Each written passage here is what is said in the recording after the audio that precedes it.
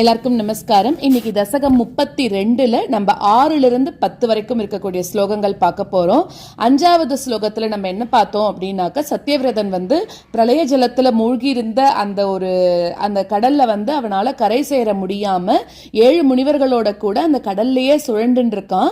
அதுக்கப்புறம் என்ன பண்றதுன்னு தெரியாம உன்னையே அடைக்கலமாக வரான் அப்படிங்கிற வரைக்கும் 5வது ஸ்லோகத்துல பார்த்தோம் இல்லையா. இப்போ 6வது ஸ்லோகத்துல பூமாதேவி என்ன பண்றான்னா, தோணி அதாவது ஒரு படகு உருவத்துல அந்த இடத்துல வராலாம். நீ அவளுக்கு கட்டளை போட்டிருக்க படகு உருவத்துல வரணும்னு, அதனால உன்னோட கட்டளைக்கு நிறைவேற்றணும் அப்படிங்கிறதுக்காக ஒரு படகு உருவத்துல அங்க வரா. அவ எல்லாரும், அதாவது அந்த சப்த ரிஷிகள் பிளஸ் சத்தியவிரதன் எல்லாரும் என்ன பண்றான்னா அந்த தோணியில ஏறிக்கிறாளாம். ஆனா அந்த தோணி என்ன பண்றது அப்படின்னாக்க, ஆட தொடங்குறது இல்லையா, அந்த கடல்ல மேலையும் கீழையும் ஆட தொடங்கும் போது அவளுக்கு இன்னும் கொஞ்சம் பயம் வந்துருத்தான். அப்ப நீ என்ன பண்றன்னா, பிரளய ஜலத்திலிருந்து ஒரு பெரிய மீனாக, அதாவது ரொம்ப பெரிய மீனாக அவளுக்கு முன்னாடி நீ காட்சி கொடுக்கிற அப்படிங்கிறது 6வது ஸ்லோகம். 7வது ஸ்லோகத்துல லட்ச யோஜனை நீளத்தோட இருக்க உன்னோட அந்த உருவத்தை எல்லாம் பாக்குறாவாலாம், பார்த்துட்டு ரொம்ப சந்தோஷப்படுறாளாம். அதுக்கப்புறம் உன்னோட சொல்படி உன்னோட உயர்ந்த கொம்புல பூமி வடிவா இருக்கக்கூடிய தோணியை கட்டுறா. அதாவது கொம்போட அந்த படகை கட்டுறா. உன்னோட உத்தரவு படி கொம்போட அந்த படகை சேர்த்து கட்டுறா அப்படிங்கிறது 7வது ஸ்லோகம். 8வது ஸ்லோகத்துல அந்த பிரளய ஜலத்துல நீ என்ன பண்றன்னா, அந்த கட்டின தோணியை இழுத்துண்டு உலகத்தோட பிரிவுகள், அதாவது பிரளயம் முடிகிற வரைக்கும் இந்த உலகம் முழுக்க சுத்தி காட்டுறாராம் பெருமாள். அந்த தோணியை இழுத்துண்டு உலகத்துல இருக்கக்கூடிய பிரிவுகள் எல்லாத்தையும் அந்த முனிவர்களோட கூட்டத்துக்கு நீ காமிக்கிற அப்படிங்கிற. அப்போ ஒன்ன அவ எல்லாரும் ஸ்துதி பண்ண ஆரம்பிக்கிறா. அந்த ராஜரிஷிக்கு, அதாவது அந்த சத்தியவிரதனுக்கு நீ என்ன பண்றன்னா அந்த ஆன்ம ஞானத்தை உபதேசிச்சுண்டு எல்லா இடத்துலயும் சஞ்சரிப்பவராக நீ அவருக்கு காட்சி கொடுக்கிற அப்படின்னு 8வது ஸ்லோகம். 9வது ஸ்லோகத்துல பிரளயத்தோட முடிவுல அந்த 7 முனிவர்களையும் முன்னாடி மாதிரியே இருக்கிற மாதிரி நீ பண்ணிட்ட அப்படிங்கிற. அந்த சத்தியவிரத வேந்தனை அடுத்த மன்வந்திரத்துக்கு, அதாவது வைவஸ்வதன் அப்படின்னு சொல்லக்கூடிய பேரோட இருக்கக்கூடிய மனுவாக நீ அவனை ஆக்கிட்ட அப்படின்னு சொல்றா. அதாவது ஒரு பிரளயம் முடிஞ்சு, அந்த நைமித்திக பிரளயம் முடிஞ்சு நெக்ஸ்ட் மன்வந்தரம் அது ஆரம்பிக்க போறது இல்லையா, மனு ஸ்மிருதி இப்போ நம்மளுக்கு கொடுத்திருக்கிறது இவர் தான். ஸோ அவரை அந்த முன்னாடி இருந்த மாதிரி வைவஸ்வதன் அப்படின்னு சொல்லக்கூடிய பேரோட மனுவாக இப்ப இருக்கக்கூடிய மன்வந்தரத்துக்கு நீ ஆக்கிட்ட அப்படின்னு சொல்றா. அதுக்கப்புறம் ரொம்ப கோபத்தோட ஹயக்ரீவன் அப்படின்னு சொல்லக்கூடிய அசுரன், அந்த அசுரனை நீ அழிச்சிடுற அப்படிங்கிறது 9வது ஸ்லோகம். 10வது ஸ்லோகத்துல உயர்ந்த கொம்புனால அந்த அசுரனோட மார்பணி பிளந்து அவனையும் கீழே தள்ளிட்ட. அதுக்கப்புறம் வேதங்களை எடுத்துட்டு அந்த பிரம்மாவுக்கு கொடுத்து பிரம்மாவை ரொம்ப சந்தோஷப்படுத்த வச்ச. அப்படி இருக்கக்கூடிய நீ தான் என்ன காக்கணும் அப்படின்னு சொல்றார். ஸோ இப்ப வைவஸ்வதன் அப்படின்னு சொல்லக்கூடிய பேரோட ஒரு மனு, நம்ம எல்லாருக்கும் மனுஸ்மிருதி கொடுக்கறது நம்ம இருக்கக்கூடியது வைவஸ்வத மன்வந்தரம் அப்படிங்கிறதுக்கு அந்த பெருமாள் அவரை ஆக்கியிருக்கார் அப்படிங்கிறது இந்த 6லிருந்து 10 வரைக்கும் இருக்கக்கூடிய ஸ்லோகங்களை நம்ம கத்துண்டோம். மேற்கொண்டு ஸ்லோகங்களை பார்க்கலாம். தராந்த்வதாதேஷ கரீமவாப்தாம் நௌரூபிணீம் ஆருருஹுஸ்ததாதே தத்கம்ப கம்ப்ரேஷு ச தேஷு பூயஹ த்வமம்புதேர் ஆவிரபூர் மஹீயான். தராந்த்வதாதேஷ கரீமவாப்தாம் நௌரூபிணீமாருருஹுஸ்ததாதே தராந்த்வதாதேஷ கரீமவாப்தாம் நௌரூபிணீமாருருஹுஸ்ததாதே தத்கம்பகம்ப்ரேஷு ச தேஷு பூயஹ த்வமம்புதேராவிரபூர்மஹீயான். தத்கம்பகம்ப்ரேஷு ச தேஷு பூயஹ த்வமம்புதேராவிரபூர்மஹீயான். தராந்த்வதாதேஷ கரீமவாப்தாம் நௌரூபிணீமாருருஹுஸ்ததாதே தத்கம்பகம்ப்ரேஷு ச தேஷு பூயஹ த்வமம்புதேராவிரபூர்மஹீயான். தராந்த்வதாதேஷ கரீமவாப்தாம் நௌரூபிணீமாருருஹுஸ்ததாதே தத்கம்பகம்ப்ரேஷு ச தேஷு பூயஹ த்வமம்புதேராவிரபூர்மஹீயான்.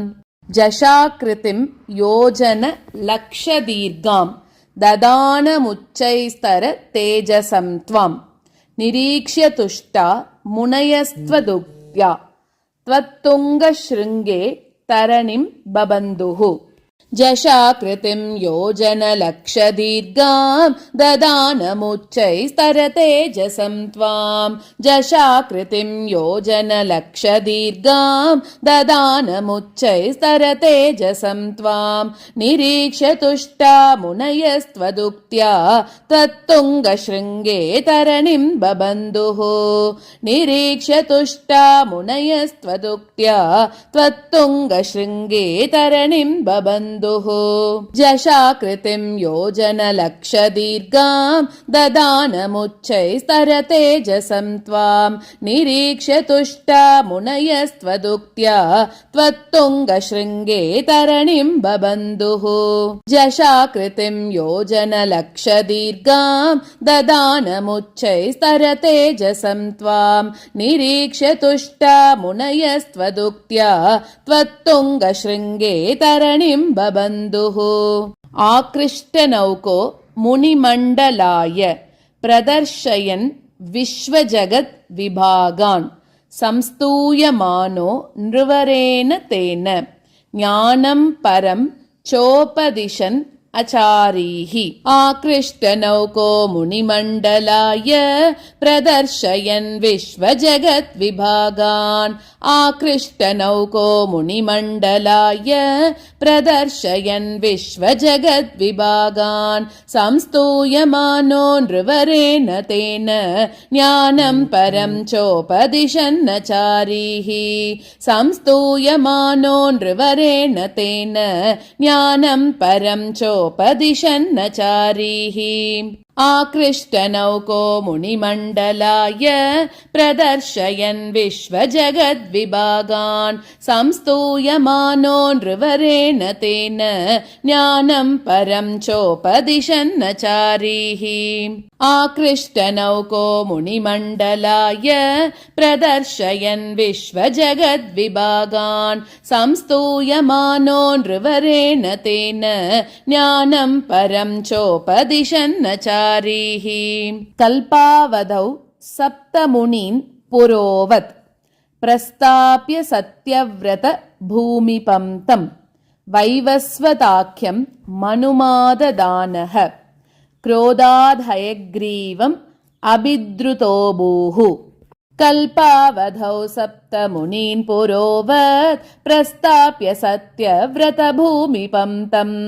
कल्पावधौ सप्तमुनीन् पुरोवत् प्रस्थाप्य सत्यव्रतभूमिपं तं वैवस्वताख्यं मनुमाददानः क्रोधादहयग्रीवमभिद्रुतोऽभूः वैवस्वताख्यं मनुमाददानः क्रोधादहयग्रीवमभिद्रुतोऽभूः कल्पावधौ सप्तमुनीन् पुरोवत् प्रस्ताप्य सत्यव्रतभूमिपं तं वैवस्वताख्यं मनुमाददानः क्रोधादहयग्रीवमभिद्रुतोऽभूः कल्पावधौ सप्तमुनीन् पुरोवत् प्रस्ताप्य सत्यव्रतभूमिपं तं वैवस्वताख्यं मनुमाददानः क्रोधादहयग्रीवमभिद्रुतोऽभूः स्वतुङ्गशृङ्ग क्षतवक्षसं तं निपात्य दैत्यं निगमान् गृहीत्वा विरिञ्चये प्रीतहृदे ददानः प्रपञ्चनागारपते प्रपायाः स्वतुङ्गशृङ्ग क्षतवक्षसं तं निपात्य दैत्यं निगमान् गृहीत्वा स्वतुङ्गशृङ्ग क्षतवक्षसं तं निपात्य दैत्यं निगमान् गृहीत्वा विरिञ्चये प्रीतहृदे ददानः प्रपञ्चनागारपते प्रपायाः विरिञ्चये प्रीतहृदे ददानः प्रपञ्चनागारपते प्रपायाः प्रपायाः स्वतुङ्गशृङ्गक्षतवक्षसं तं निपात्य दैत्यं निगमान् गृहीत्वा विरिञ्चये प्रीतहृदे ददानः प्रपञ्चनागारपते प्रपायाः स्वतुङ्गशृङ्गक्षतवक्षसं तं निपात्य दैत्यं निगमान् गृहीत्वा विरिञ्चये प्रीतहृदे ददानः प्रपञ्चनागारपते प्रपायाः